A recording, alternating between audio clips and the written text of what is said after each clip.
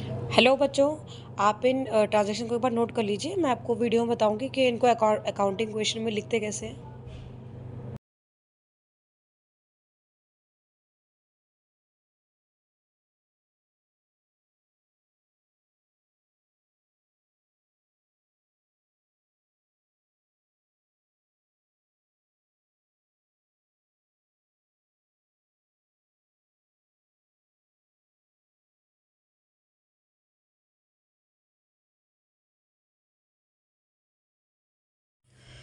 Hello बच्चों, welcome to my channel Shashi coaching centre. इस video में मैं आपको क्लास 11th का चैप्टर 2 का अकाउंटिंग इक्वेशन आपको बताऊंगी कि होती क्या है एंड उसको सॉल्व कैसे करते हैं। जैसे कि आपने मेरी पहली वीडियोस में देखा होगा, मैंने आपको बताया था, मैं एक बार रिपीट कर देती हूँ। एसेट्स हम उन चीज़ों को बोलते हैं जो कैश या कैश इक्विवेलेंट होती हैं। मतलब हम जिनको दे के उसको हम उसके बदले हमें कैश मिल सकता है, उन सभी चीज़ों को हम एसेट्स कहते हैं। ओके। लाइबिलिटीज मतलब होता है जो अमाउंट, जो हमें कर्जा, जो अमाउंट हमें देना होता है, उन सभी चीज़ों को हम लाइबिलिटी कहते हैं।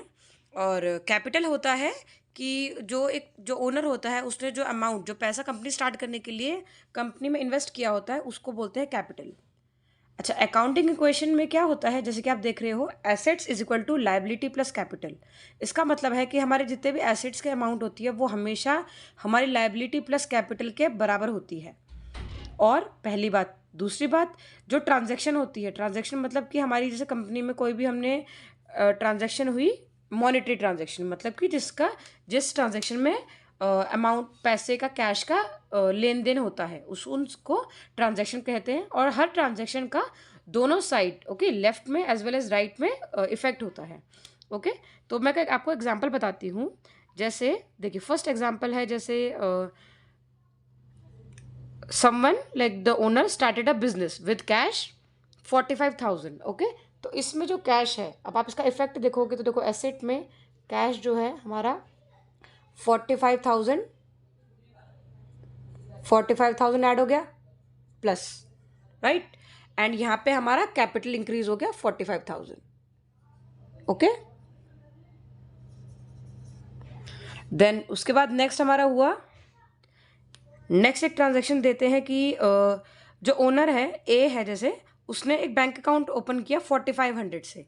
ओके। तो बैंक अकाउंट ओपन होने के लिए हमें क्या करना होगा, कैश जमा कराएंगे और हमारा बैंक बैलेंस बढ़ेगा। तो जो बैंक बैलेंस होता है वो भी हमारा एसेट होता है, तो इसलिए वो भी हमारा, हम ऐसे आप एक लाइन खींच सकते हैं।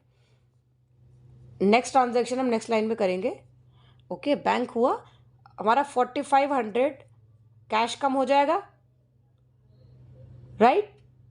और या हमारा बैंक बैलेंस बढ़ जाएगा 4500 से। ओके। अगर आप देखेंगे तो हर ट्रांजैक्शन के बाद left side equal to right side होगी। फर्स्ट ट्रांजैक्शन के बाद दोनों में 45,000 इंक्रीज हुआ है, सेकंड ट्रांजैक्शन में 4500 माइनस होकर 4500 प्लस हो गया, तो वो इक्वल हो जाता है। ओके। देन थर्ड ट्रांजैक्शन देखते हैं कि बॉट गुड्स फ्रॉम, अगर जैसे देखिए ये ट्रांजैक्शन है कि किसी का नाम लिखा हुआ है इसमें। Okay. Bought goods from mister Sun and company ₹11,000। Okay. किसी का नाम लिखा हुआ है, ये नहीं लिखा हुआ कि ये ट्रांजैक्शन, जो गुड्स खरीदे हुए हैं वो कैश में खरीदे हैं या क्रेडिट में खरीदे हैं, तो ये अंडरस्टूड है कि क्रेडिट में खरीदे होंगे। ओके। बॉट गुड्स यानी कि उनसे हमने गुड्स खरीदे हैं, तो हमारे गुड्स जो होते हैं, गुड्स भी हमारे एसेट्स होते हैं। ओके। गुड्स मैंने बताए थे 11,000, तो यहाँ प्लस 11,000 हो जाएगा। अब क्योंकि हमने वो लायबिलिटी में खरीदे हैं, हमने क्रेडिट पे खरीदे हैं, तो वो जो क्रेडिट है वो हमारे क्रेडिटर्स बढ़ जाएंगे। क्रेडिटर्स हमारे क्या होते हैं, लायबिलिटी, जैसे कि मैंने आपको पहले वीडियो में बताया। हमारे क्रेडिटर भी यानी कि लायबिलिटी हमारी कितनी की इंक्रीज हो गई, 11,000 की। ओके। अगेन इस ट्रांजैक्शन के बाद भी देखिए दोनों साइड इक्वल है। देन नेक्स्ट एक ट्रांजैक्शन देखते हैं। इसमें आप कोई भी ट्रांजैक्शन देखिए, उसका या तो बोथ साइड इफेक्ट होगा, या फिर अगर एक ही साइड इफेक्ट हो रहा है तो उसमें माइनस प्लस दोनों इक्वलेंट हो जाएंगे। देन मान लीजिए कोई ओनर है, जो ओनर है उसने अपने बिजनेस से 5,000 विड्रॉ किया है।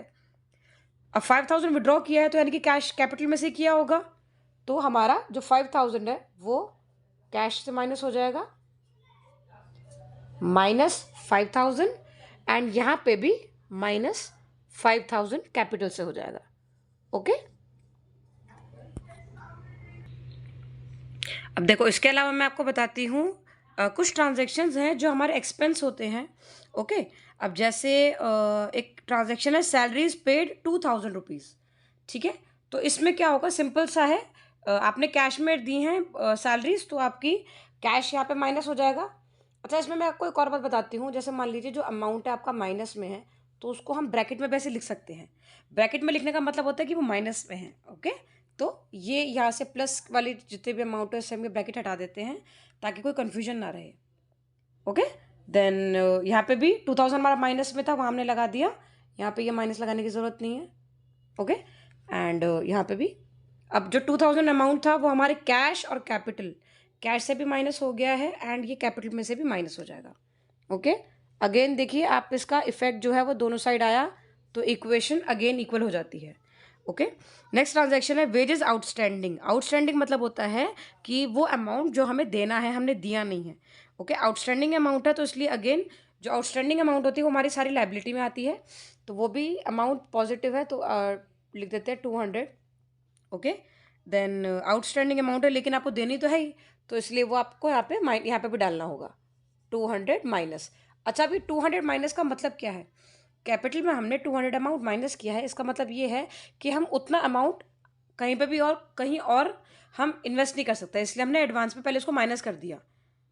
क्योंकि ये जो आउटस्टैंडिंग अमाउंट है हम एथिक्स के हिसाब से देखें तो हमको अमाउंट देनी है। ओके, इसीलिए हमने उसको पहले ही माइनस कर दिया है। अभी दिया नहीं है लेकिन उसको देंगे तो ज़रूर, इसलिए। देन नेक्स्ट है आपका interest due but not paid. Interest due का मतलब है कि अगेन आपकी अमाउंट जो आप ड्यू है, यानी कि जो आपको देनी है आपने दी नहीं है, वो अगेन आपका लाइबिलिटी में आता है। और सेम सेम चीज़ है कि अगर दी नहीं है तो देनी तो है ही, भले ही इन फ्यूचर देनी हो, तो इसलिए उसको आप कैपिटल में से भी माइनस कर देंगे। ओके, देन लास्ट ट्रांजैक्शन है रेंट पेड इन एडवांस। इसमें क्या है कि आपको रेंट पे करना था, ठीक है, आपने उसको एडवांस में पे कर दिया। जो भी एक्सपेंस आप एडवांस में पे करते हैं वो भी आपका एसेट की तरह ही बिहेव करता है, उसको एसेट ही मानते हैं। क्यों? क्योंकि आपने अमाउंट, उसके आप सर्विसेज तो लेंगे ही, आपने एडवांस एक्सपेंस दे दिए, तो ये देखिए जितने भी एडवांस एक्सपेंसेस हैं वो सारे आपके एसेट में आएंगे। ओके, तो इसका अमाउंट था 150। अब हम क्या करेंगे, पहले तो कैश में दिया है इसलिए कैश में से माइनस कर देंगे, क्योंकि आपका उतना कैश माइनस हो चुका है 150 रुपीज़। ठीक है, और एडवांस एक्सपेंस मैंने आपको बताया कि एसेट होता है, तो इसलिए एडवांस में आपने दिया है तो आप सिंपल लिख देंगे 150। ओके, तो आई होप बच्चों एक बार आप इसको ऑब्जर्व ज़रूर कीजिएगा, एंड आई होप आपको ये वीडियो हेल्प करेगी। एंड मेरी वीडियो को लाइक करना एंड चैनल को सब्सक्राइब करना मत भूलिएगा। Shashi coaching centre.